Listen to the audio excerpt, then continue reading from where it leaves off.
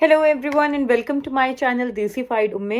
Care homes की jobs बहुत popular हो रही हैं आजकल इंटरनेशनल स्टूडेंट्स में और उनके डिपेंडेंट्स में, क्योंकि ये एक आसान तरीका है to fast forward your procedure to reach the indefinite leave to remain status.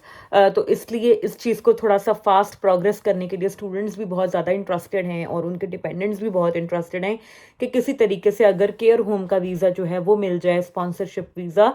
तो स्पॉन्सरशिप वीज़ा में ये होगा कि फिर टीयर 2 वीज़ा पर शिफ्ट हो जाते हैं स्टूडेंट और स्टूडेंट डिपेंडेंट्स, और टीयर 2 जो है वो वर्क रिलेटेड जितने भी वीज़ाज होते हैं वो टीयर 2 वीज़ा होते हैं यूके के अंदर। और उसमें जब आप 5 साल उस वीज़ा पर गुजार लेते हो तो उसके बाद आप लोग एलिजिबल हो जाते हो to apply for the ILR visa, which is indefinite leave to remain, और जिसको आप इक्विवेलेंट कह सकते हो कनाडा या ऑस्ट्रेलिया की PR के बराबर।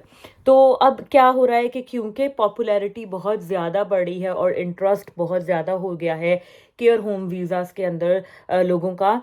तो आपको पता है कि जहाँ पर कुछ ओरिजिनल मतलब कंपनीज हैं जो कि प्रोवाइड करती हैं, तो साथ साथ में स्कैम्स जो होते हैं उनकी मार्केट भी बहुत ज़्यादा जो है ना वो ज़ोर पकड़ लेती है। तो बहुत सारे ऐसे केसेस हो चुके हैं। मेरे अपने सब्सक्राइबर्स लोगों ने मुझसे इंस्टा पर मैसेजेस किए हैं, कमेंट सेक्शन में लोगों ने मुझे कमेंट्स किए हैं, अपनी स्टोरीज शेयर की हैं। तो आई थॉट कि ये राइट टाइम है कि मैं इस बारे में बात करूं। यूजुअली मैं इस किस्म की वीडियोस ज़्यादा नहीं बनाती, लेकिन जहाँ पर किसी चीज़ की अच्छी जो क्वालिटीज़ हैं वो आपको बतानी ज़रूरी है, वहाँ पर साथ साथ आप लोगों को जो है ना वो अवेयरनेस देनी भी ज़रूरी है कि स्कैम्स से बचें, क्योंकि हमारे लोग बहुत सादे होते हैं और मेजॉरिटी ऑफ द टाइम्स जो स्टूडेंट्स होते हैं वो बहुत ही ज़्यादा सादे तबीयत के होते हैं और वो लोगों की बातों में आ जाते हैं और अपना नुकसान करते हैं। ठीक है, तो मैं इस चीज़ को यहाँ पर क्लियर करना चाहती हूँ कि देखें, दो तरीके हैं।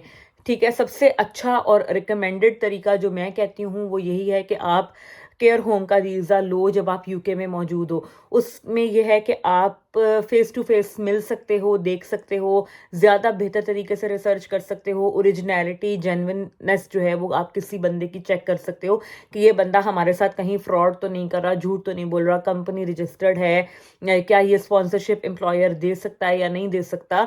सब चीज़ों को आप वेरीफाई कर सकते हो। ठीक है, दूसरा तरीका ये है कि आप अपनी कंट्री से बैठकर ही स्पॉन्सरशिप लो। ठीक है, तो पाकिस्तान से, इंडिया से, उसमें सबसे ज़्यादा फ्रॉड होता है इस तरीके से केयर होम का वीज़ा लेने में।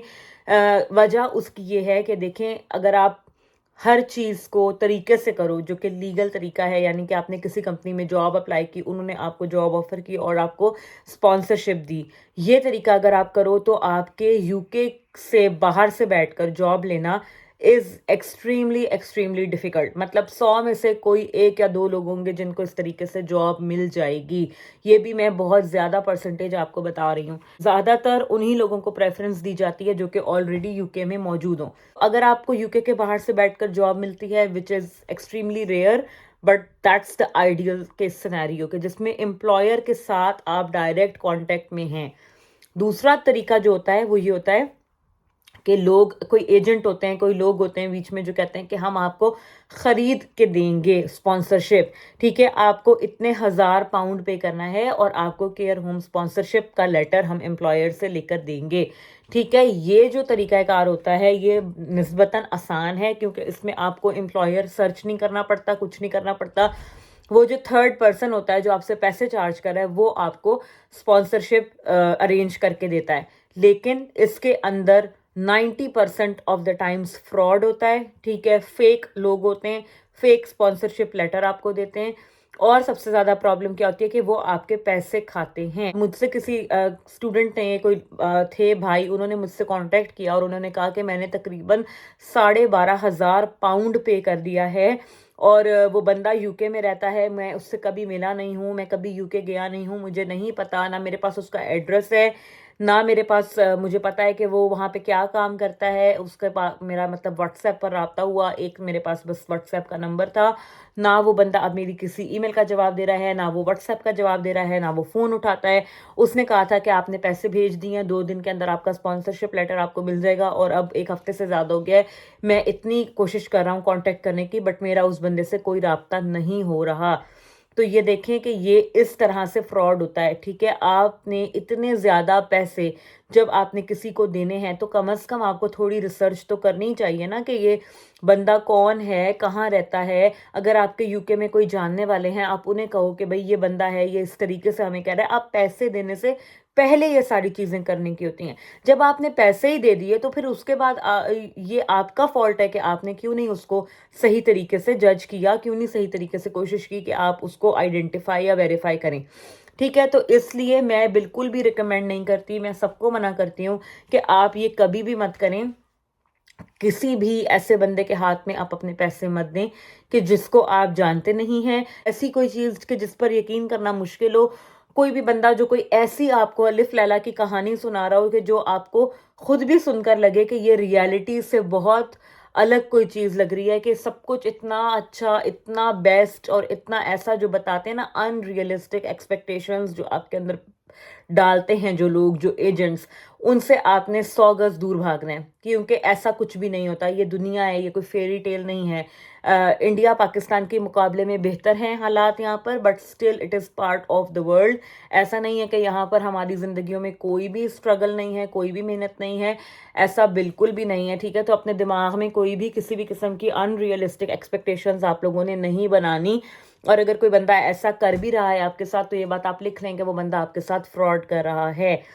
तो ये बात मैं करना चाहती थी, क्योंकि जब मैं देखती हूँ इस तरीके से लोगों को कि वो अपनी मेहनत की कमाई, अपनी अपने पेरेंट्स की इस तरीके से उनकी 1 मिनट के अंदर जो है वो सारी गायब हो जाती है, लोग उनके साथ फ्रॉड करते हैं, तो फिर मुझे बहुत दुख होता है। और मैं चाहती थी कि मैं इस बारे में बात करूं, ठीक है। यूके के अंदर बैठकर भी लोगों के साथ फ्रॉड हो रहा है केयर होम्स के वीज़ास को लेकर।